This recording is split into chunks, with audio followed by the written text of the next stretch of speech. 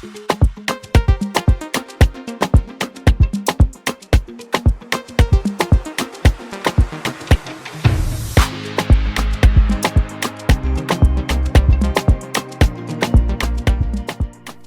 Excellency, my very dear wife and First Lady, and now, more than a mother,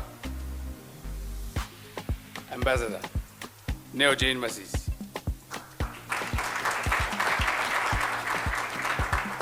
Minister of Health, Tukuruti, Minister of Labour and Home Affairs, MOKGWEETSI, Assistant Minister of Education and Skills Development, MOKGWEETSI, the Chairman of Merck Foundation, Board of Trustees, Professor Frank Stangenberg Haverkamp,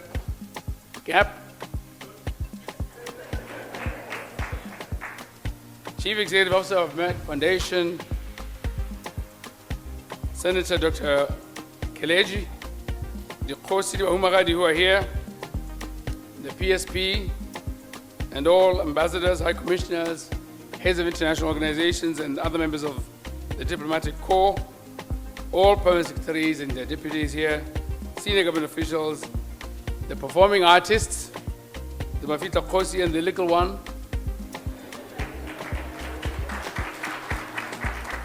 members of the Fourth Estate, the media, invited guests, especially her First Lady, the First Lady's guests, Merck Foundation beneficiaries from across the country.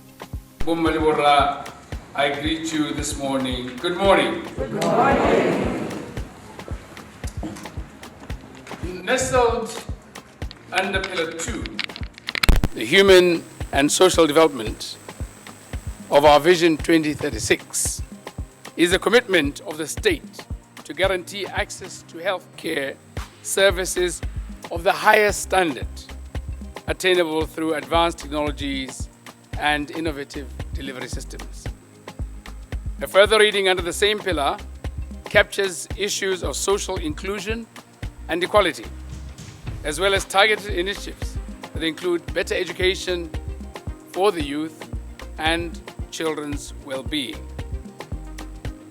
It is critical that we marshal structured initiatives in a systematic and holistic manner that considers various social determinants of health, which usually encompass non-medical factors, in order to enhance the prospects of realizing the goal of achieving full potential for health and well-being for all across their lifespan. Today, we stand on a threshold.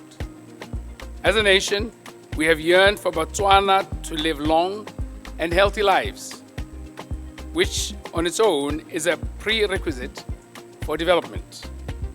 The total transformation of the patient care landscape is beginning to appear on the horizon, thanks to the capacity building programs provided by partners such as the Merck Foundation, as we heard from the chairman. True to the aim of improving health and well-being of people across the African continent through science and technology, the Merck Foundation is scaling new heights in the rollout of their cooperation framework and program. Today, we have a splendid opportunity to witness the unfolding of this transformative journey. Our medical personnel have benefited from 46, I'm told, scholarships provided by Merck Foundation, working in collaboration with the First Lady of the Republic of Botswana. It's a good number relative to the population, as was acknowledged. But you know, it's never enough. The study programs,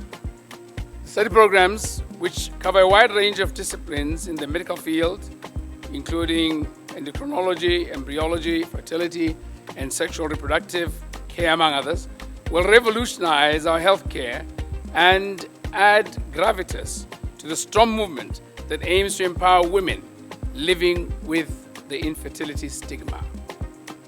And the last time I checked, the formation of a new individual involves usually the union of male and female,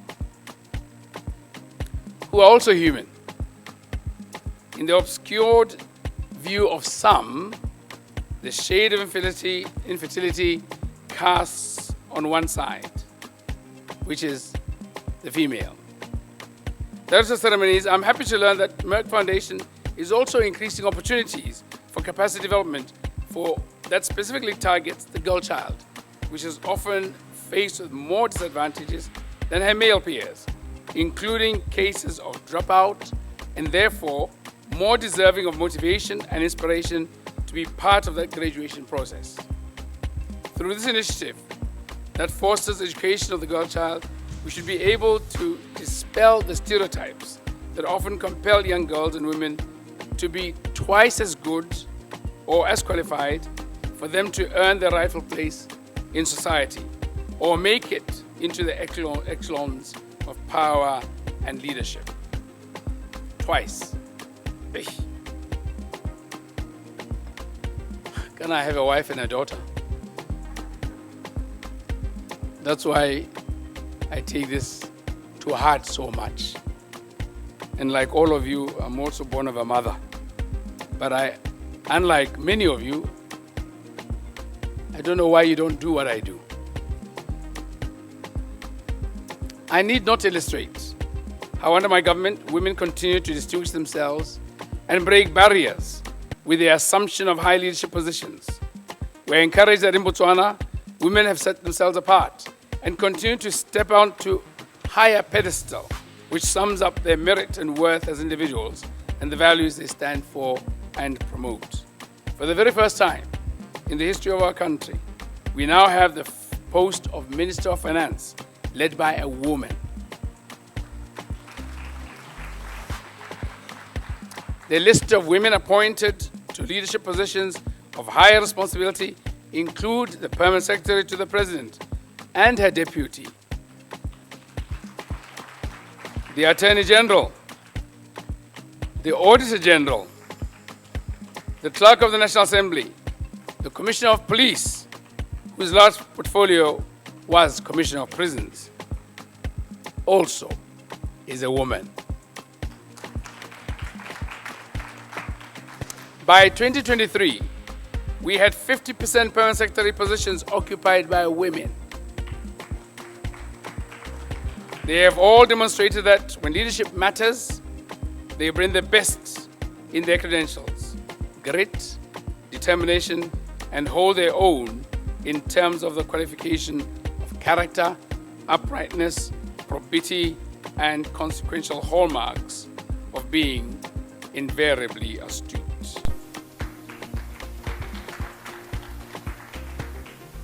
Our greatest wish is that our political landscape could also change so that young girls would have more role models for unquestionable commitment to public service, taking up roles in advocacy campaigns and community engagements, especially for the benefit of the marginalized and underserved communities. All the time being careful to remember hard work and ambition makes a woman more than a woman.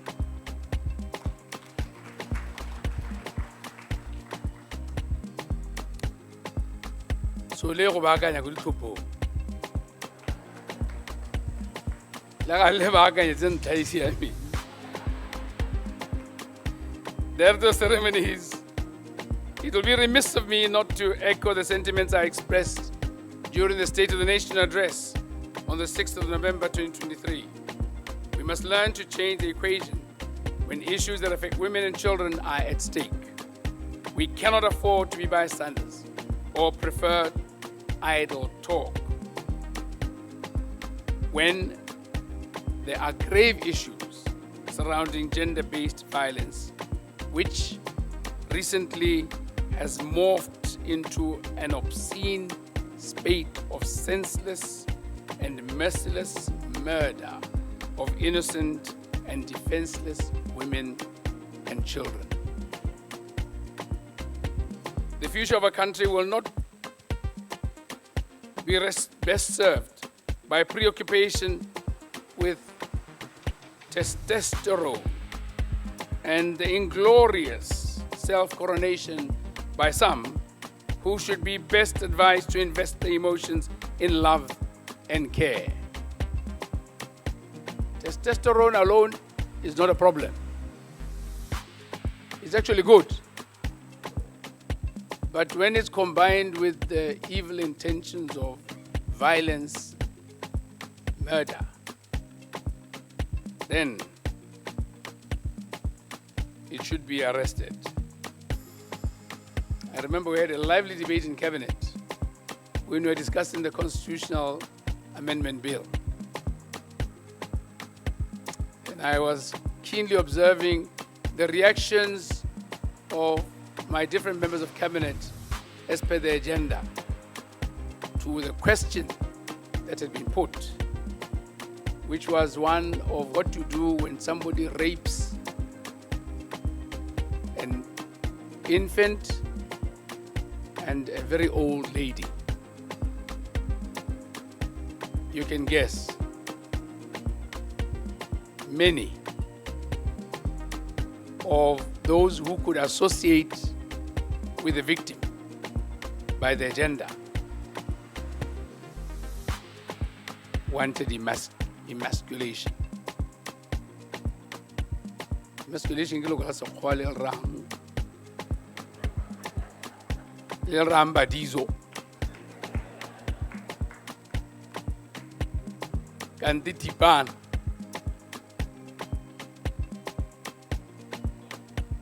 Go latlhwa ditoloki.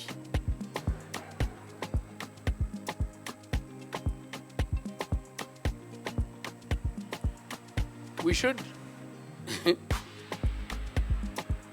should remind the perpetrators of violence to freely join in the noble scheme of responsible fathers, responsible uncles and brothers, and together help teach and raise that boy child into someone who someday can be trusted with caring for somebody's daughter. I want to close with the following encouragement from two poems.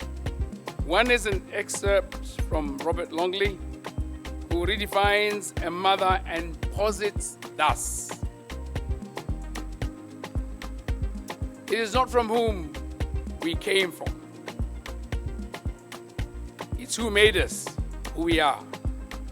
It's who gave us strength and courage.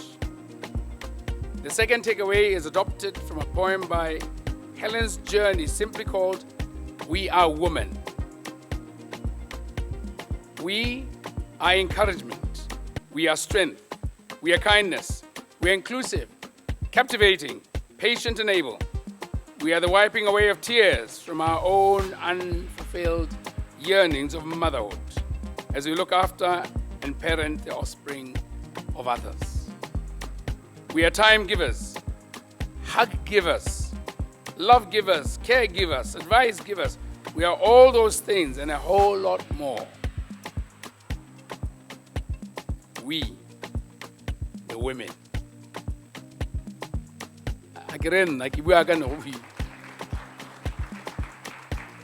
Finally, let us help turn the agony of the mothers in our society into a perfect fulfillment in harmony with being more than a mother.